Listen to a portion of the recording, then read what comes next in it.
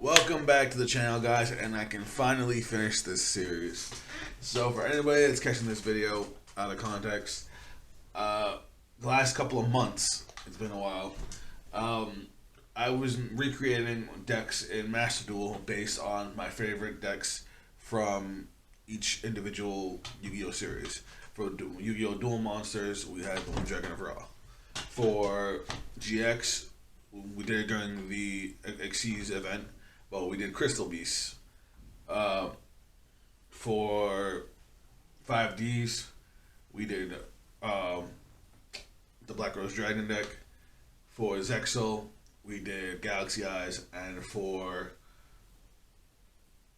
Arc V, we did Phantom Knights. Now we're finally on Yu-Gi-Oh! Vrains. And the last episode of this, because I don't know, I haven't even looked at Yu-Gi-Oh! 7s. But my favorite archetype for Yu-Gi-Oh! Vrains is... I blaze the circuit that scorches the path to the future! I set Salaman, Great Mirror, Foxy, and Falco in the Link Arrows! I Link Summon! Link 3, Salaman, Great Heatleo!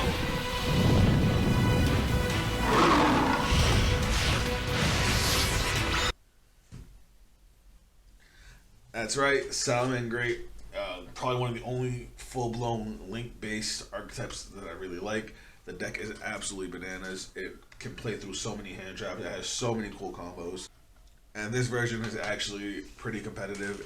I've played against a few other decks in the meta and still managed to come out on top. This is the build we're using right now. It's actually a build I found online. And again, lots of fun. Hope you guys enjoy the gameplay. But enough from me. Let's jump in and check it out.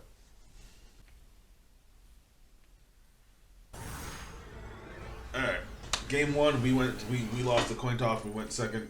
For anybody that's again new to this video, this is post commentary.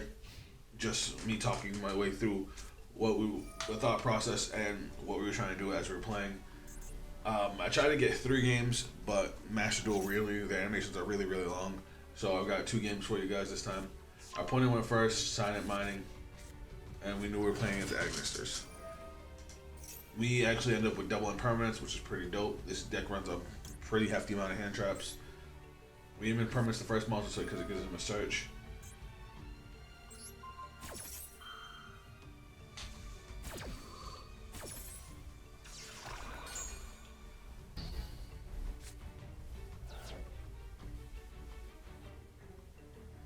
Also, I'm going to apologize a little bit about this first game.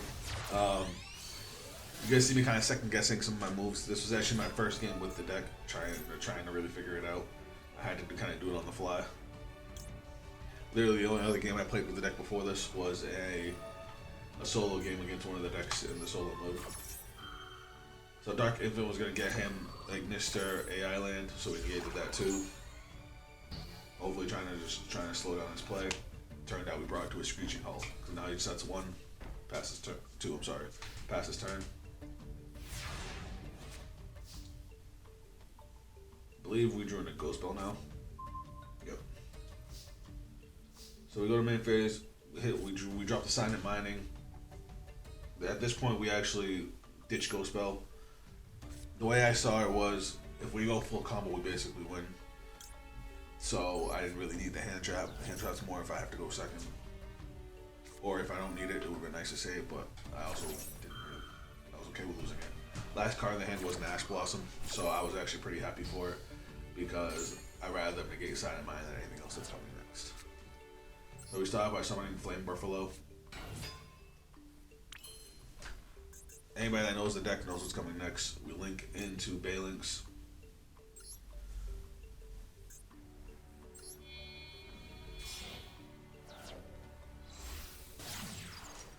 Now, when Balinks is link summoned, searches us the field spell. We did Balinks first, and then chain Flame Buffalo's effect. Remember, let us know what Flame Buffalo does. When it's sent from the field to the graveyard, you could discard a Cyberse monster to draw 2 cards.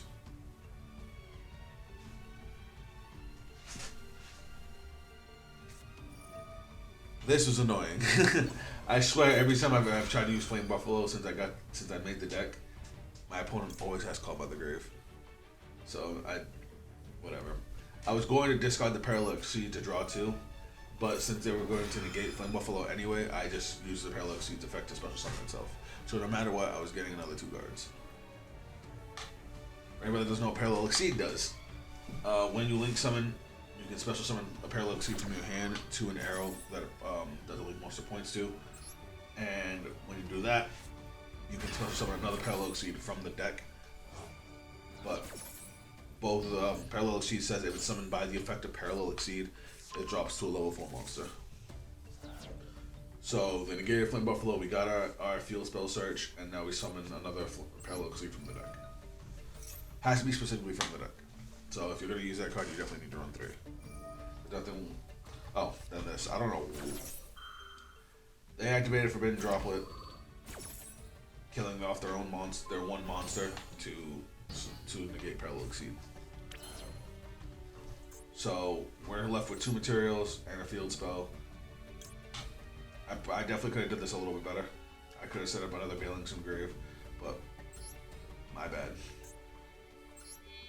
We link off Parallel Exceedance and Balings for Splash Mission. Splash Mission is a card I had to figure out how to use because I've never used it before. So Splash Mission is a Cyberus monster that lets you target a Cyberus monster in your graveyard and summon it in defense position.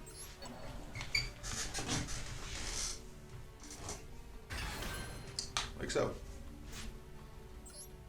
Now we can link up into a link 3.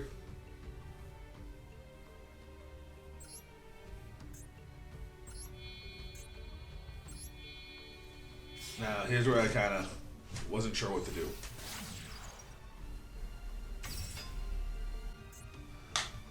Now Transcode Talker is cool because it can summon a link monster from the graveyard, link 3 or lower, I believe, so it can allow you to extend even further. Again, I wasn't sure what I wanted to go into, so I just summoned Balings back. Now, I was gonna go into Access Code. Granted, going into Access Code was probably a bad idea because I have nothing to pop. It would just been a big beat stick. So I used the field spell, get rid of Balings for Balings.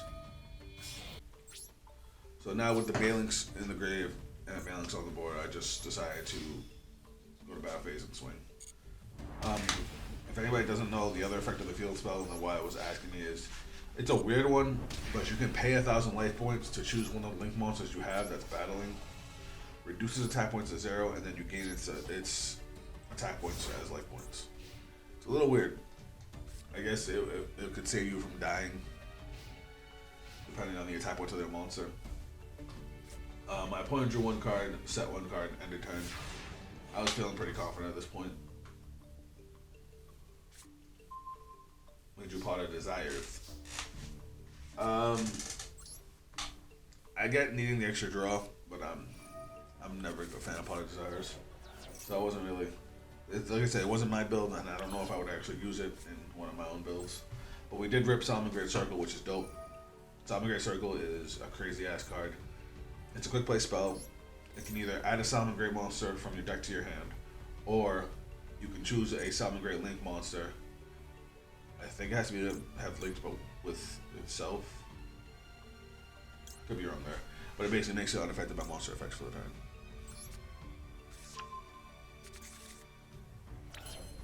So I grab a Spinny because Spinny can special summon itself from the grave. I activate Spinny's effects, discarding it to pump up Balings by 500. Again, I had no idea what I was doing. I could have just normal summoned the Spinny. I didn't even realize I never used my normal summon for the rest of this turn.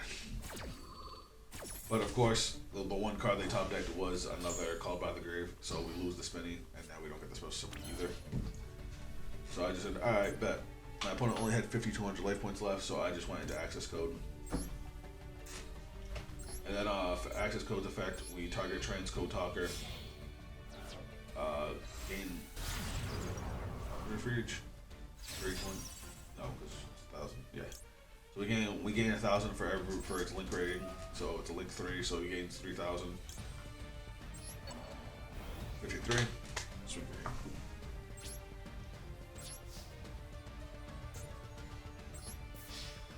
Let me know if you guys know a better line of play. I could have made what I had.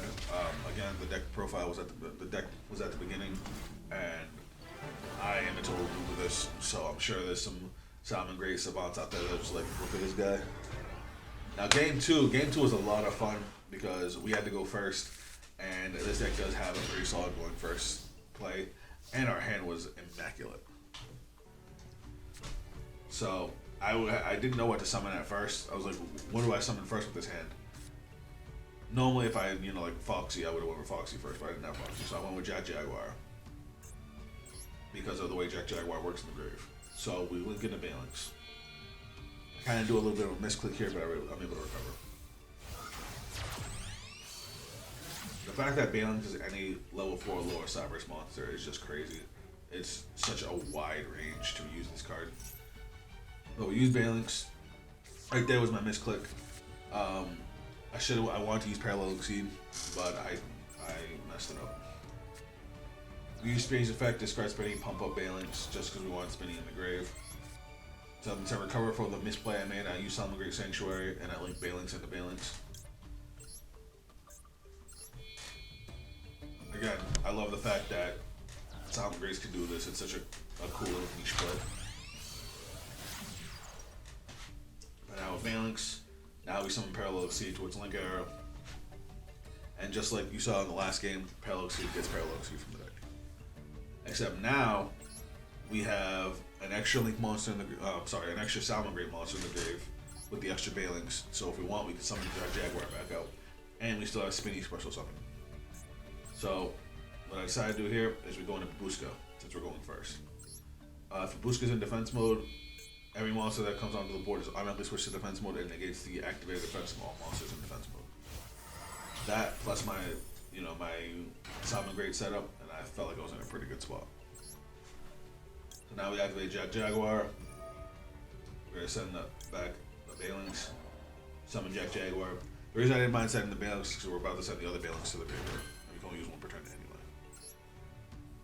So we link into Sunlight Wolf.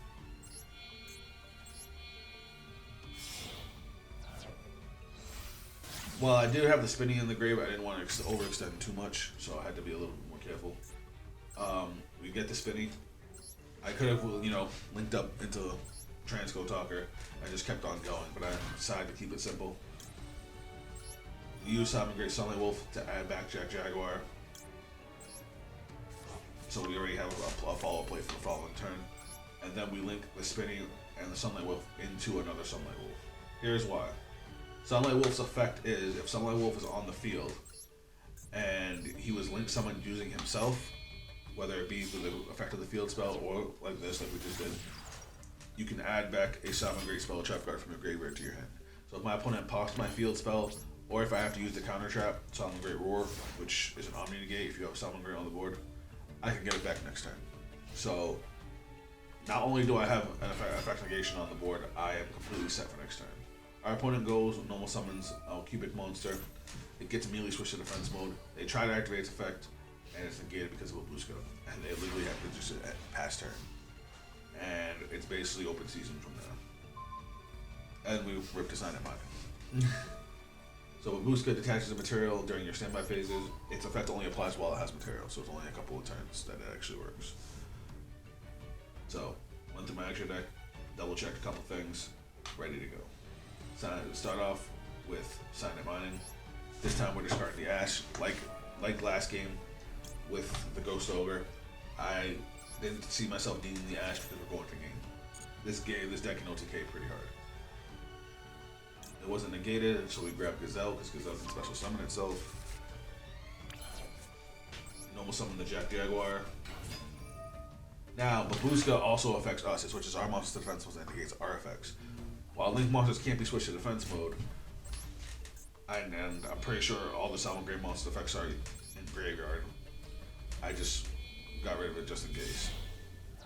So we linked off the Sunlight Wolf with the Babushka, made Transco Talker. Gazelle's effect goes off because we sent Sunlight Wolf to the graveyard, special summoning itself from the hand. That's why I grabbed the Gazelle. And now Gazelle dumps a Salmon Great monster from the deck to the grave, so we send Spinny. That's another special summon that we can Update Jammer, because we're going for OTK. Update Jammer is one of those cards that's good, but a little annoying to use because you can only use it with monsters that have levels, so you can't use Link monsters to make it. Now we go into access code with Update Jammer and transcode. So what Update Jammer is used for a Link summon, it activates an effect that gives the monster that you made with it an additional attack. So we summon transcode. So we summon out access code talker, activate his effect, which our opponent can't respond to, targeting transcode to give it to 3K, and then we activate Update Jammer's effect chaining to it. So now Update Jammer is going to give it an additional effect, additional attack, and then access code talker to pump itself up. Now we use access code talker's other effect, banish one of our Link monsters, pop their one card, and then that is a swift 10,600 damage to the face. And